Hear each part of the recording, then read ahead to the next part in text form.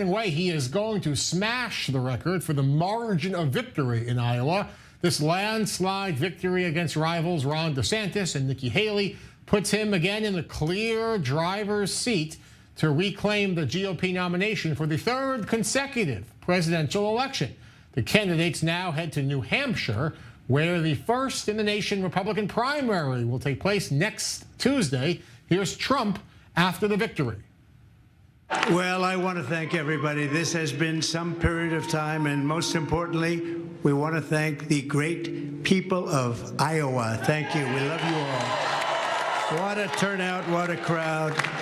And I really think this is time now for everybody, our country, to come together. I want to... With me now is Professor Eytan Gilboa, the head of the Center for International Communication at Bar-Ilan University. Professor, thanks so much for being with me. I want to ask simply, is it now just a foregone conclusion that Trump will win the nomination? Is everyone else just battling maybe for second place and maybe a cabinet position? Or is there still, it's a long road, a long campaign. Might there be someone else besides Trump? Not a long campaign, but Iowa is not known for accurately predicting who is going to be nominated by the party. I remind our audience that in 2016, Trump failed. He came second in Iowa. We know that Iowa is good in eliminating candidates, because if you don't win Iowa and next week in New Hampshire, then you run out of money and you're not going to be able to continue your race. So it's still early to say that Trump is going to be the Republican nominee. However, he is starting in a good place, and he is likely to be the Republican candidate. Professor, let's talk obviously about the potential impact here in Israel. Over the last 4 years, and especially over the last 4 months, the dynamic between Israel and the United States has changed significantly. The personal relationship between Israel's leadership and President Biden has changed dramatically. International support has changed. If Donald Trump were to win the election and become president-elect this year, how might that relationship change again? We don't know yet, simply because Trump is unpredictable. This is part of the problem.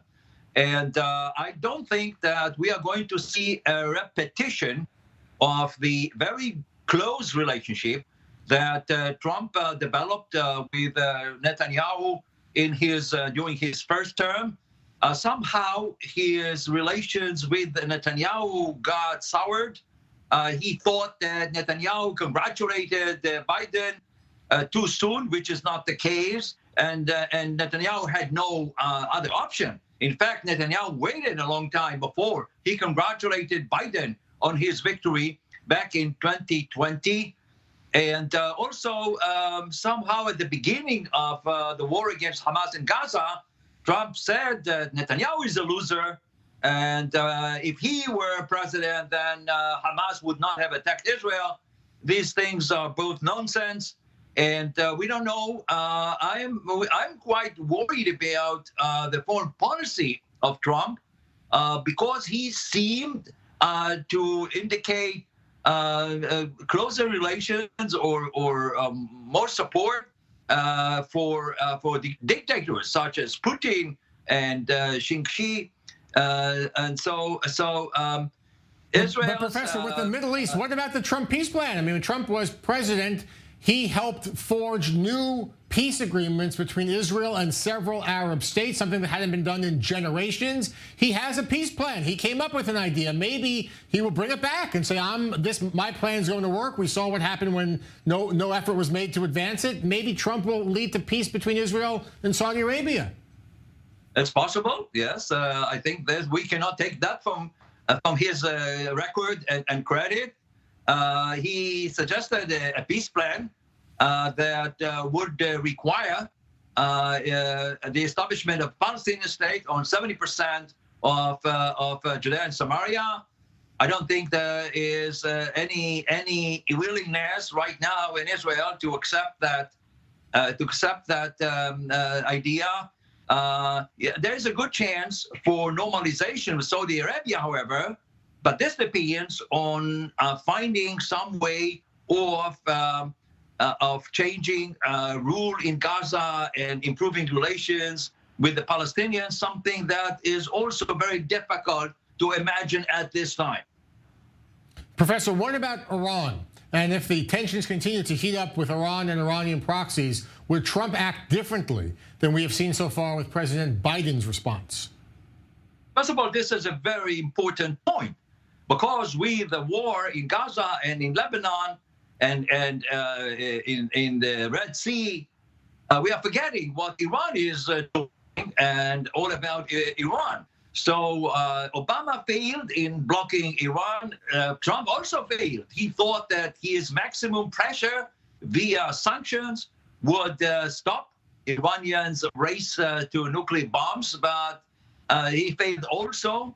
And I think that's about time now, given the fact that Iran is involved in every act of violence and terrorism in the Middle East. Wherever you look at Iran, you see in other parts of the Middle East, Lebanon, Syria, Iraq, Yemen, you see only violence, terrorism, and poverty. And I think it's about time that the United States and the West understand that and take aggressive measures against Iran, even including limited military actions to stop them. Professor, thanks so much for giving us your analysis here as Trump runs away with the Iowa caucus. Great to have you. Thank you. And here now.